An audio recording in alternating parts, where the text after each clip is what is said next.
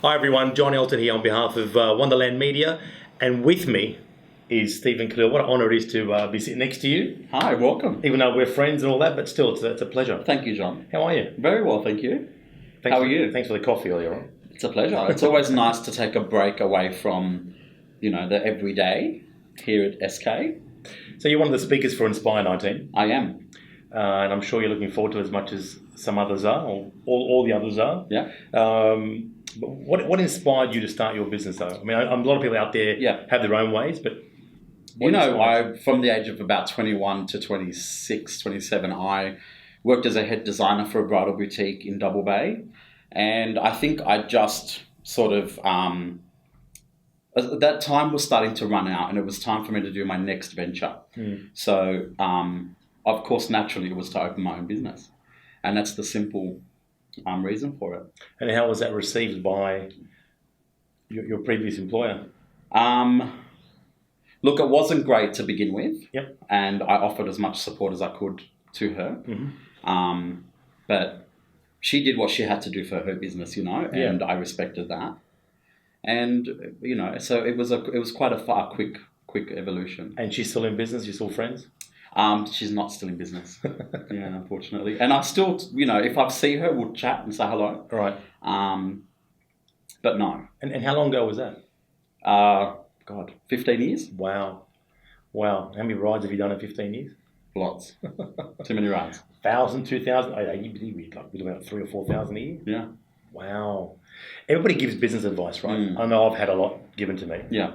But what's a piece of advice, good or bad? Mm-hmm. In fact, one good, one bad. Or if there's none of each, then let us know. When I was about 18, I knew that my destiny was to have my own business one day.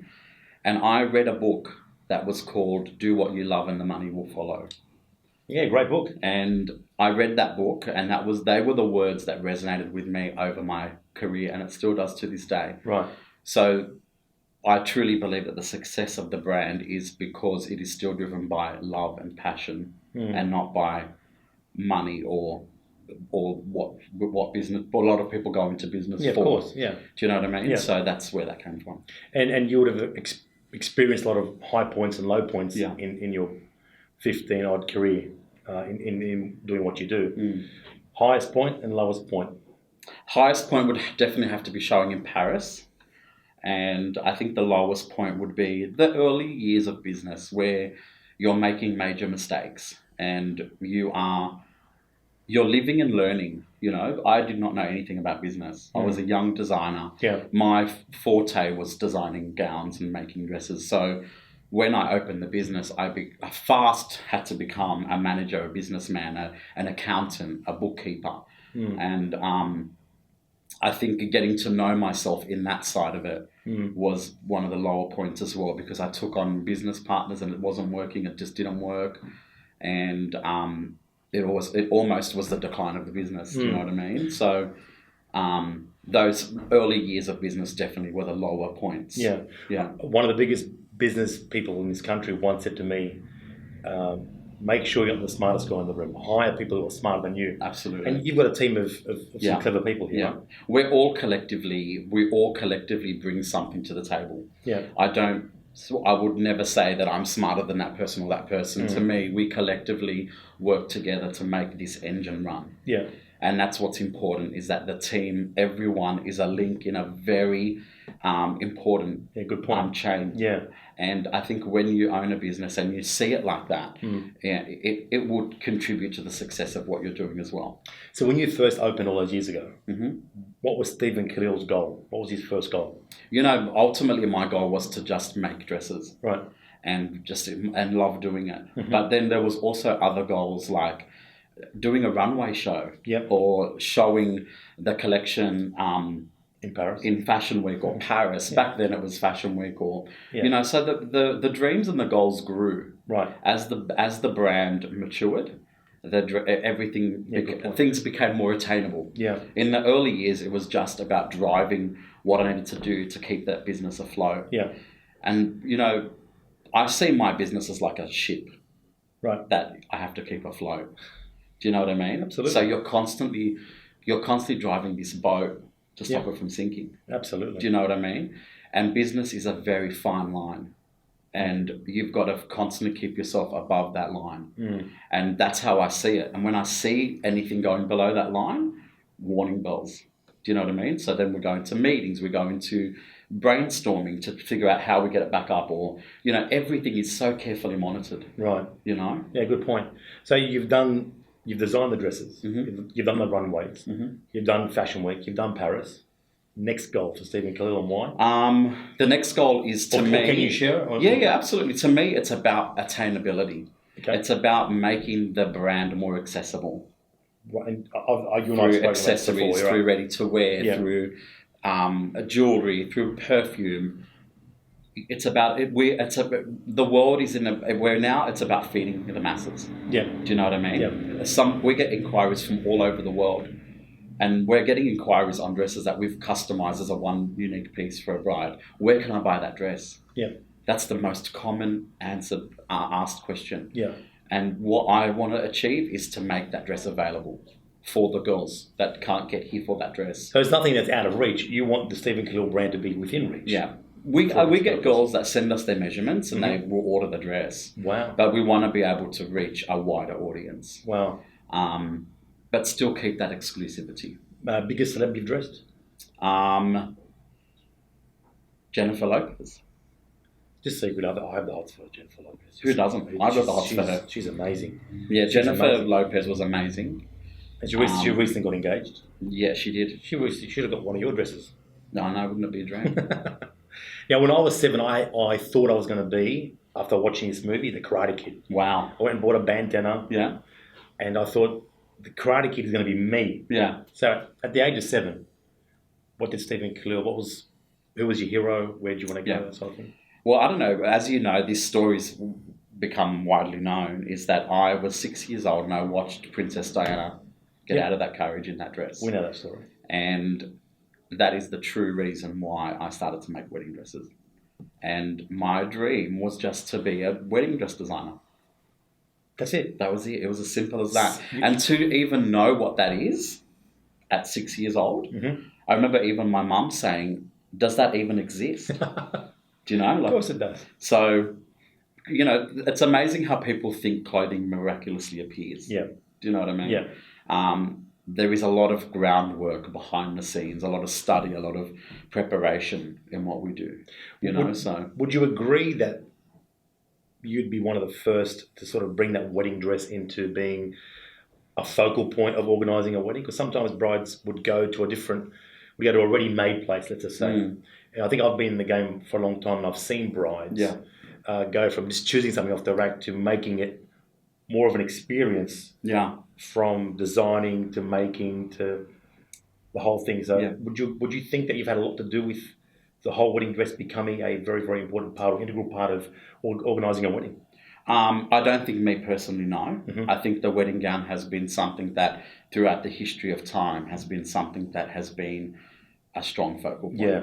You look at royal weddings in the 1800s and 1900s, Queen Victoria's wedding dress. There has always been a very strong focus on the wedding gown. Yeah. I think now it's become part of every girl's dream and fantasy. Absolutely. Do you know what I mean? And that's what's made the wedding gown even more famous. You know? I've been bugging you to make me a jacket for ages and you were still... I know. Well, you know, one thing that people have to know about me is I'm not trained in men's clothing. Well, I understand that. But the thing I like about you is you're very, not single-minded, but the proposition, your business structure is dresses. Yeah, absolutely. Be it wedding or be it evening, that's what Stephen Khalil, that's what your brand is. We will only ever create a product that complements the Stephen Khalil brand. Fantastic. And you do, of course, jewellery. And yeah, absolutely. And your favourite item at the moment that's non-dress? Some of the jewellery pieces are incredible. Yeah. Favourite item... If you were to pick one. Yeah, perfumes, to me, that finishing with the fragrance is just so special. It's a bit of a signature on the bottom of the letter, right? You know, every designer, every great fashion house has a signature scent. So let's talk INSPIRE19. Yeah. I'm there, you're there, and apparently we're on the same panel. Great. What are you looking forward to most at INSPIRE19? I think it's just about people coming to be inspired. You know, people that...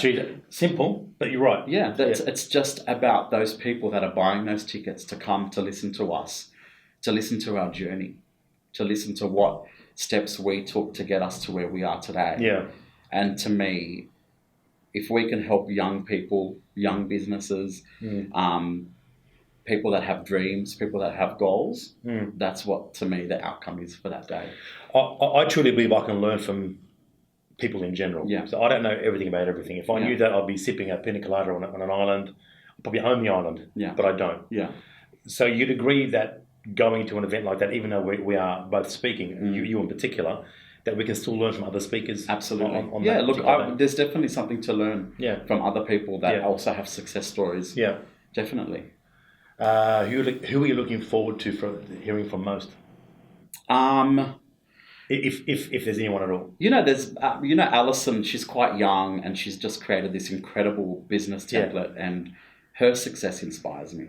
Yeah. You know, Sparkling White Smile. Yeah, yeah. I always look at her and think, wow, she's really, for a 25-year-old, energetic. What she's achieved is pretty incredible. I'm super proud of her. Yeah. And I'm always happy to hear other success stories. And I was happy you'd say me, mate. Yeah, and you, of course. Trends for everyone talks trends. Everyone has these interviews with celebs and with fashion people about trends. From the professional, from the pro. Yeah. What are the trends for 2020 and beyond? You know, my biggest struggle at the moment is exactly that. It's trends. And I'm always saying to the girls, don't follow a trend. Mm-hmm. Follow what your personal style is. Yep. Okay, we know that trends are these plunging V-necks where the dresses just look like an evening dress. Mm-hmm. And, you know, social media puts a lot of fantasy around it. But and when you put it in reality, does it suit your wedding? Does it suit your style? Does it suit your body? We have to work on all of those things. Yep. So trends are important, but also I always try to encourage the girls to be true to their personal style. Okay. Is there a trend that you want to set for evening gowns, or not for wedding dresses, but for a gown? Is there a trend that you want to come up with and say, hey, that's a mark of SK? Look, I think the SK brand, our trend is the classic bride. Right. There is a level of timeless elegance to how we like our brides to look. Yep. They're not super modern, but some of the girls are super modern. Do you know what I mean? But the girls that come here, they want to look classic and elegant. Yeah. They want to be able to say, in 5 years' time, I want to look at my wedding photos and still appreciate my gown, how I look, my hair, everything. So we're always encouraging the girls to keep everything very simplified, minimal. Yep. Don't overstretch everything. And, you know, our wedding day needs to be worthy of a lifetime of memories. That's a good point. I also want to ask you about this journey a bride goes on. Mm-hmm.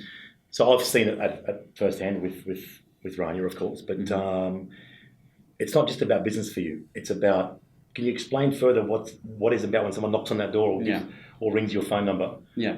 What is that journey you take a bride on until she gets married? Yeah. Well, I find with our clients, they come here because they want to be guided. They want me to tell them how to create or how they want to feel. Yeah.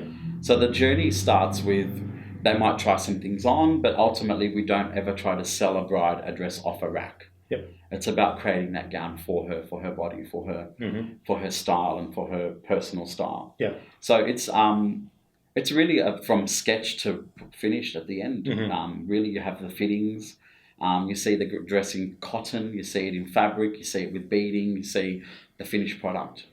So it's a process. And I think the girls want to have the memory of that process as well as the dress. And you make them feel special. You make them feel like they're the only person in that.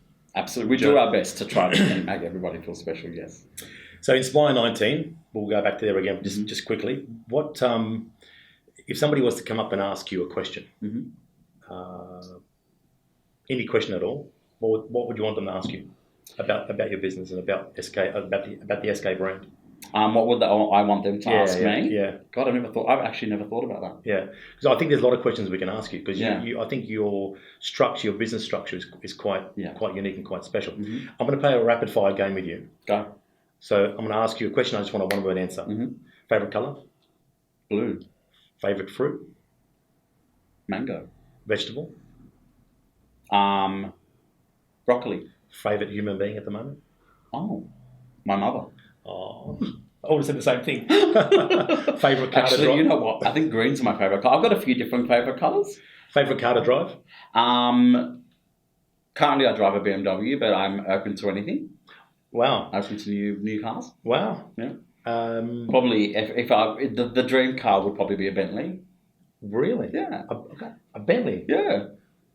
We'll talk to Bentley. We'll see what Bentley says. Yeah.